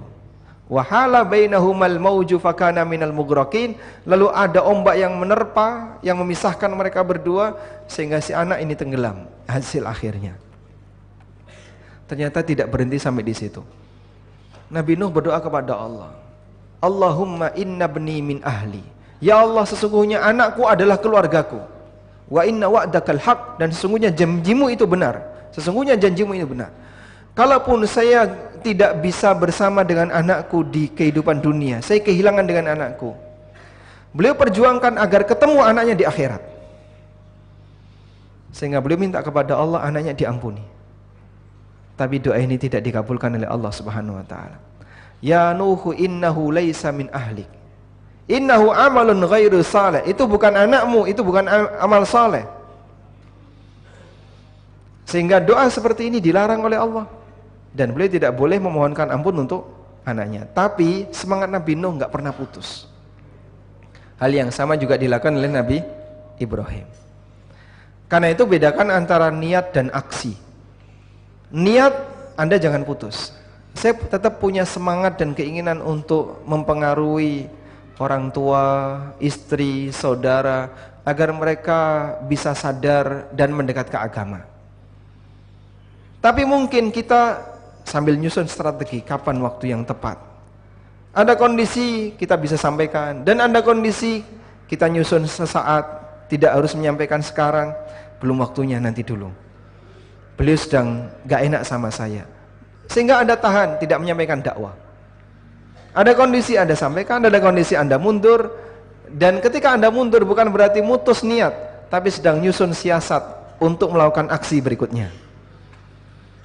Seperti itu insya Allah yang bisa Anda lakukan, sehingga semangat Anda untuk berdakwah nggak pernah putus. Wallahu a'lam.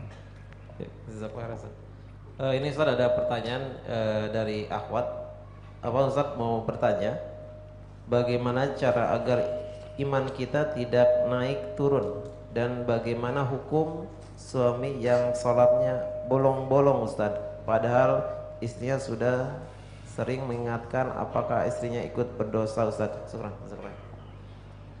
Waalaikumsalam warahmatullahi wabarakatuh. Bagaimana caranya agar iman tidak naik turun? Enggak bisa. Karena yang namanya iman pasti naik turun. Sehingga mau iman flat, datar, naik lurus, itu tidak mungkin. Para sahabat menyampaikan kepada Nabi sallallahu alaihi wasallam, "Ya Rasulullah, kalau kami di depan Anda, seolah-olah surga dan neraka itu ada di depan kami, sehingga kami merasa takut kepada Allah, kami merasa dekat dengan Allah. Tapi begitu kami pulang, terus ke ladang, beraktivitas di pasar, ketemu anak istri, lupa semuanya. Maksiat kembali dilakukan." Kemudian Nabi SAW mengatakan, "Laulam tudnibu." Andaikan kalian sama sekali tidak pernah berbuat dosa, maka Allah Subhanahu wa ta'ala akan membinasakan kalian semua. Dan Allah akan gantikan dengan generasi yudnibun wa yatubun. Yudnibun wa yatubun. Mereka berbuat dosa lalu mereka bertobat. Mereka berbuat dosa lalu bertobat. Karena Allah Subhanahu wa ta'ala mencintai ketika ada hambanya yang mau bertobat kepadanya. Meskipun hadis ini bukan dalil, berarti boleh nggak Bang berkali-kali berbuat maksiat, bertahan di situ? Ya enggak.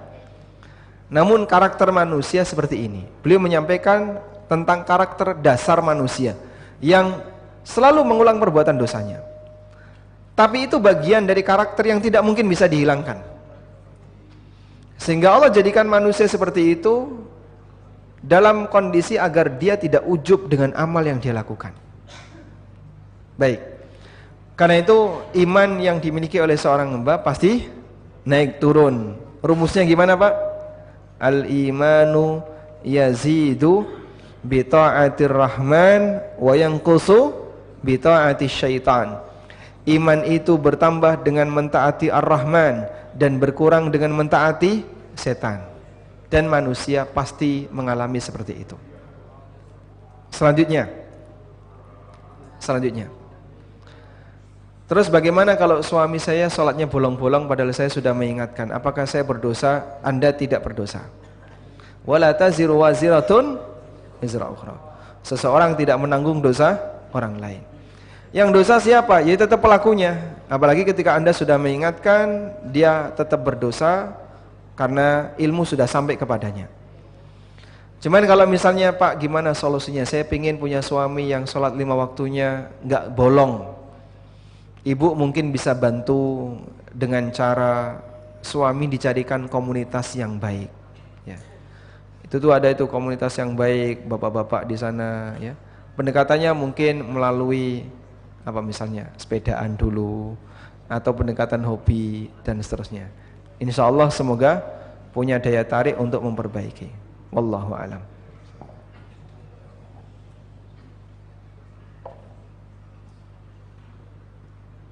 Ya, mungkin ada yang bertanya secara langsung. Kalau tulisan dengan langsung lebih prioritas mana?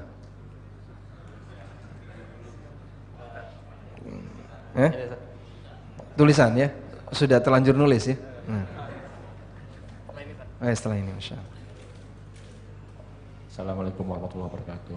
Waalaikumsalam warahmatullahi wabarakatuh. Pertanyaan ini sebenarnya basic banget Ustadz, dan saya sering alami. Bagaimana cara meluruskan niat Ustadz? Itu aja Ustadz. Bagaimana cara meluruskan niat? Karena niat itu kan belak-belok ya. Biar lurus gimana caranya Pak? Jika orang punya cita-cita yang satu, fokus, insya Allah niatnya lurus. Bapak ngelakuin ini untuk apa? Biar saya dapat pahala. Fokus di situ. Oke, fokus di situ. Tapi ketika punya banyak kepentingan yang lain, belok dia. Sehingga misalnya ya, orang melakukan amal besar. Amal besar ini punya banyak sekali tantangan ikhlas misalnya. Misalnya haji ya. Orang kalau disebut haji itu kan bangga Pak ya, bangga.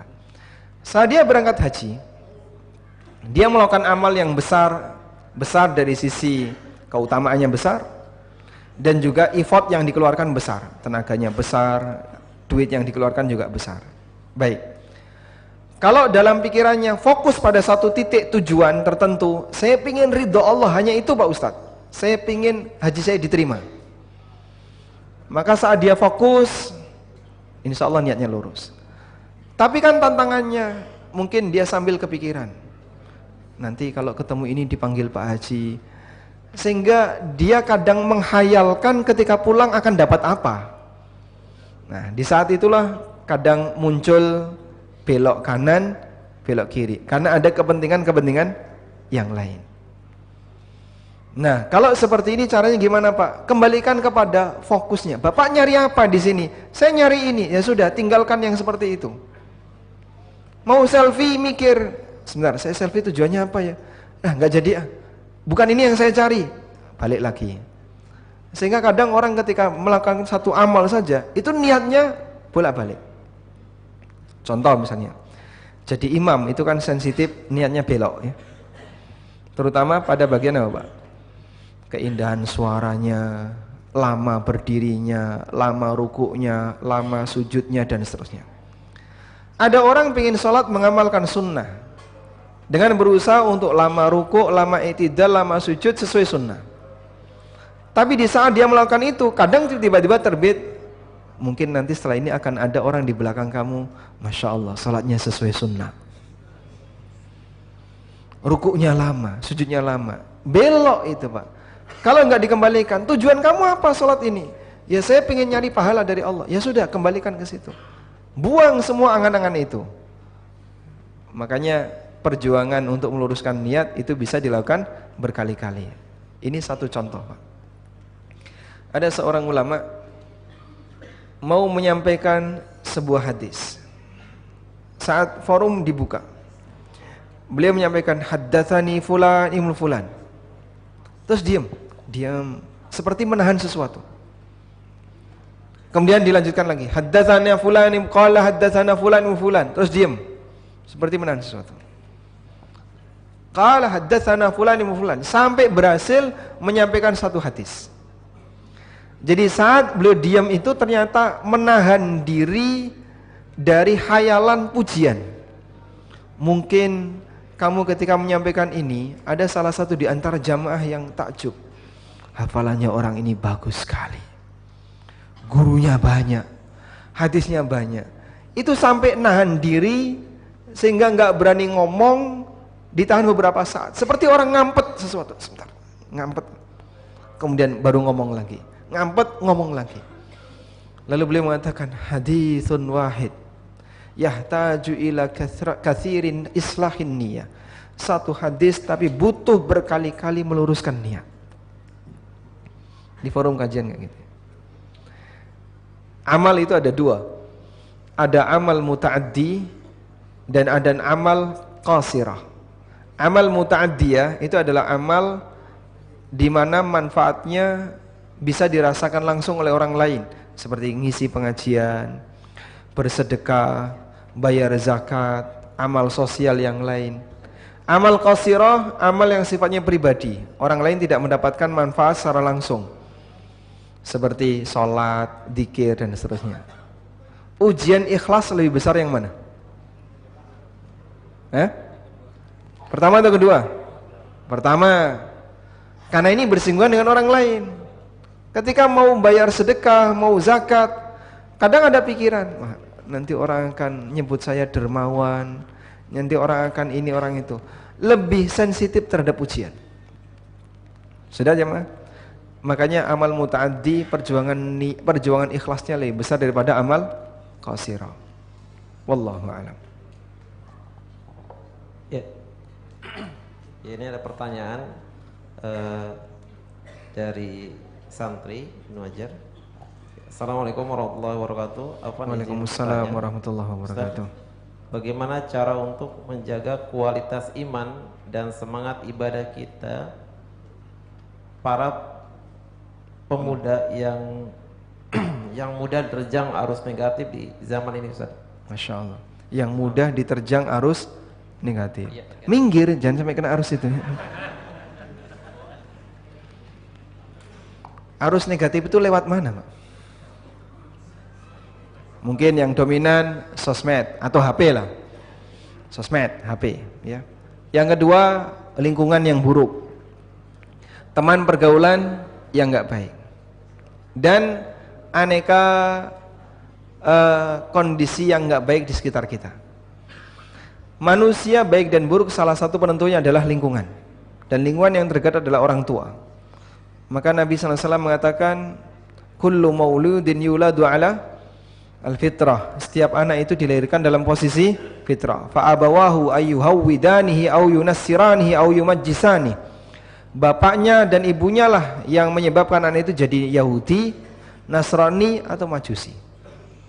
Sehingga Nabi SAW nisbahkan itu kepada orang tuanya, karena itu lingkungan pertama yang dijumpai oleh anak sebelum yang lain.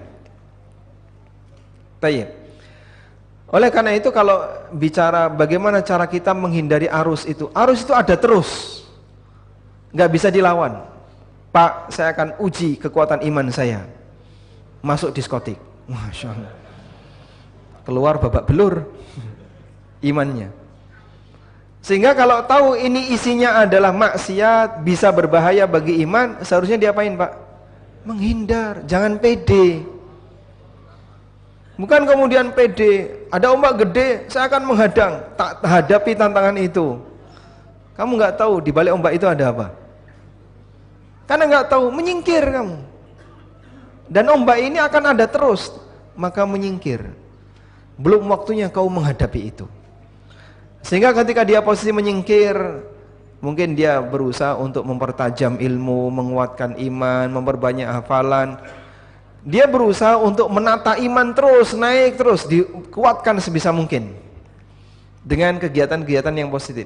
Tapi dia terus menghindari itu. Pak, nanti kalau saya kayak gitu dianggap kurang pergaulan. Emang kenapa kalau kurang pergaulan? Dulu para ulama gelarnya kurang pergaulan. Rata-rata para ulama gelarnya kurang pergaulan. Justru banyak pergaulan bisa berbahaya. Dan Anda kan tidak punya tanggung jawab untuk sosialisasi dengan masyarakat sosial. Beda dengan orang tua ya. Kalau orang tua kan mungkin nanti dibicarakan sama warga, kok itu enggak akrab dengan tetangga. Ada komentar Pak ya? Kalau anak, udahlah antum enggak usah mikir komentar kayak gitu. Itu anaknya kok enggak akrab sama tetangga. Enggak apa-apa, lagi masanya untuk belajar. Dan kayaknya kalau anak enggak dikomentari Pak ya? Enggak kan ya? Beda dengan orang tuanya. Orang tuanya nggak hadir tahlilan, itu jadi catatan. Tahlilan nggak datang, arisan juga nggak pernah datang, kerja bakti nggak hadir, snacknya juga nggak keluar. Udah, itu blacklist di masyarakat sudah. Tapi itu hanya berlaku untuk orang tua. Kalau masih anak-anak, masih remaja, biasanya nggak mempertimbangkan masalah ini. Wallahu a'lam. Cukup? Cek. Masih banyak Ustaz? Masih banyak. Terus diapain? Yang bertanya tadi siapa ya? Yang dapat hadiah, yang tanya lewat kertas nanti dapat hadiah. Nah, silakan.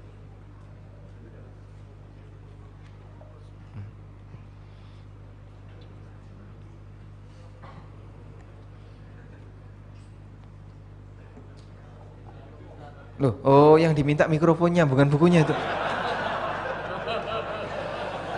Masya Allah, beliau belum mengajukan pertanyaan. Baik, boleh duduk Pak, boleh duduk.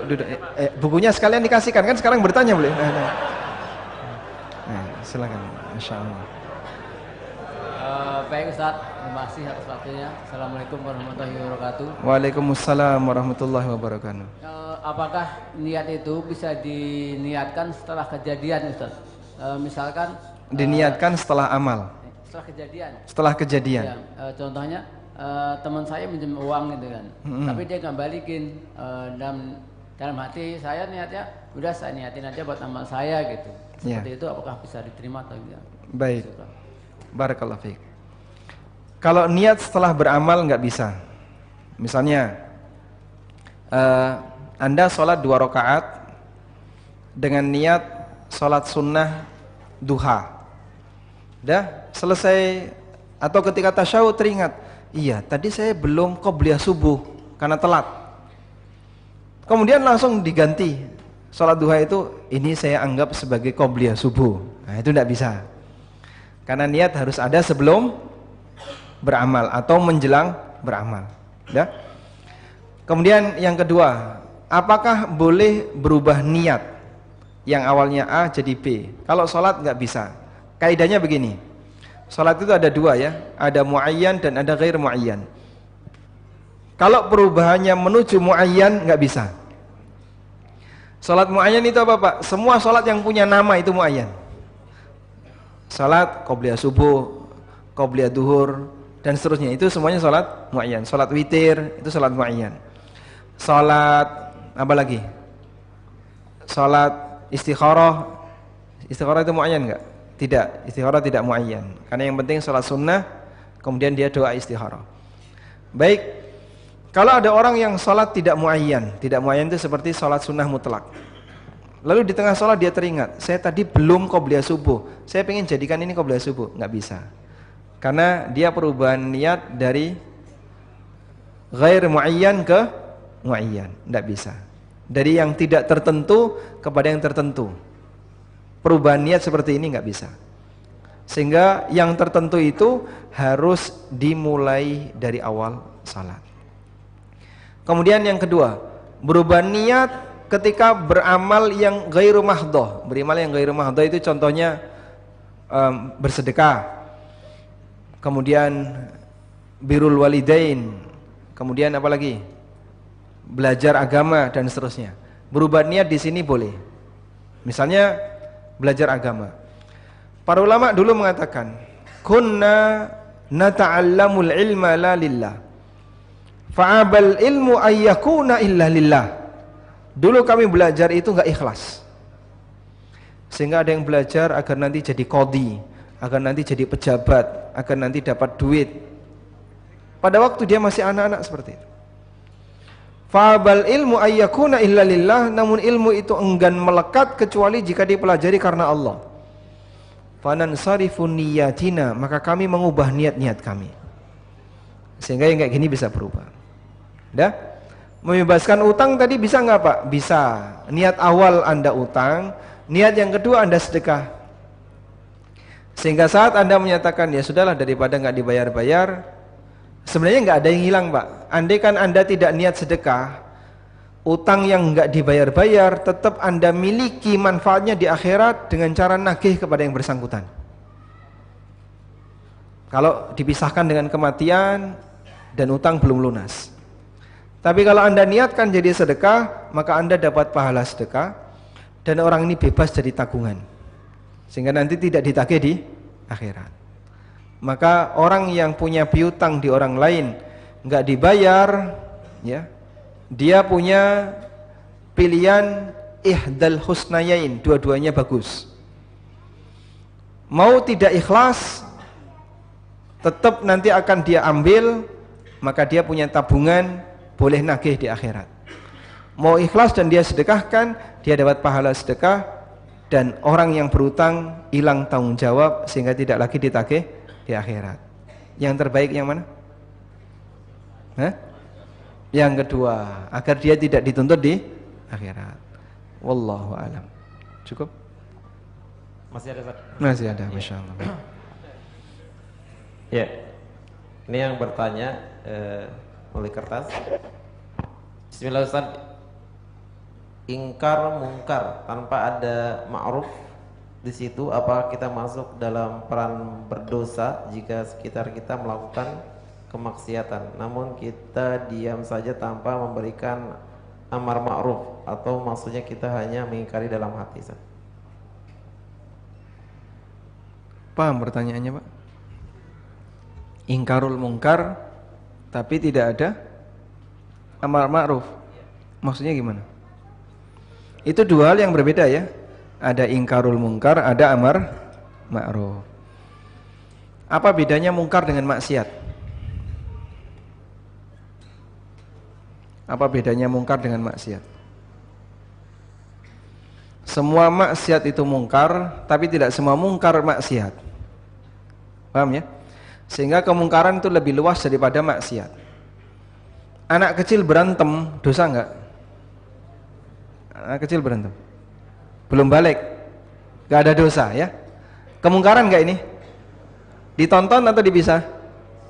Hah? Wah, sayang Pak kalau dipisah. Kita tonton aja. Ayam berantem, dosa enggak?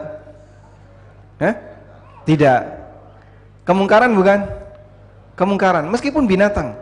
Binatang berantem, kenapa kemungkaran? Karena hal yang enggak baik. Ya? Ditonton atau dipisah? Ditonton, Masya Allah.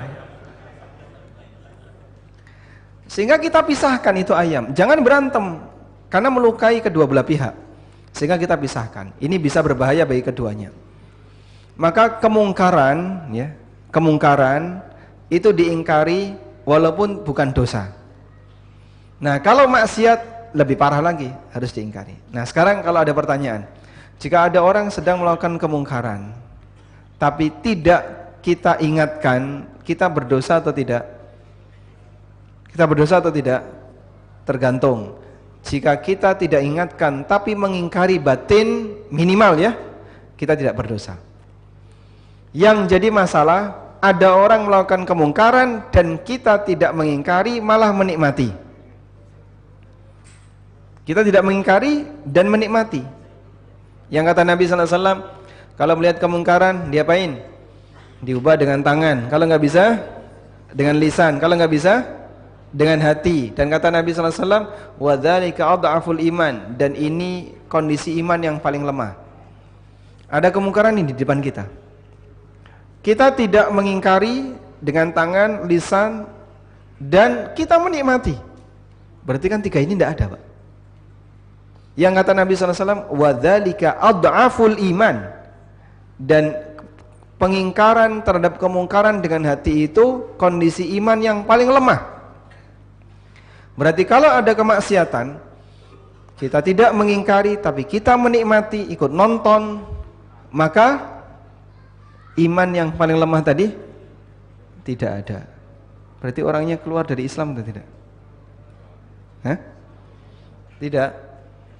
Iman yang paling lemah nggak ada, berarti gimana? Baik, penjelasannya iman yang paling lemah dalam amar ma'ruf nahi mungkar. Sebab iman itu banyak cabang. Salah satu cabang iman adalah amar ma'ruf nahi mungkar. Maka orang yang melihat kemaksiatan dan dia tidak mengingkari sama sekali, bahkan ikut menikmati. Lihat ada orang main judi, dia ngintip. Siapa yang menang ya? Dia menikmati itu proses itu. Dia tidak mengingkari, dia malah menikmati, ikut nonton. Itu kan bukti dia tidak mengingkari dengan batin. Maka dia tidak punya cabang iman ingkarul mungkar yang paling rendah. Meskipun bisa jadi dia punya cabang iman sholat, dia punya cabang iman la ilaha illallah, dia masih punya cabang iman yang lain. Dipahami ya? Baik. Wallahu a'lam. Cukup insyaallah. Nah, demikian yang bisa kita bahas, semoga bermanfaat. Wassallallahu ala nabiyyina Muhammadin wa ala alihi wa sahbihi wa sallam wa akhiru da'wana anil hamdulillahi rabbil alamin. Wassalamualaikum warahmatullahi wabarakatuh.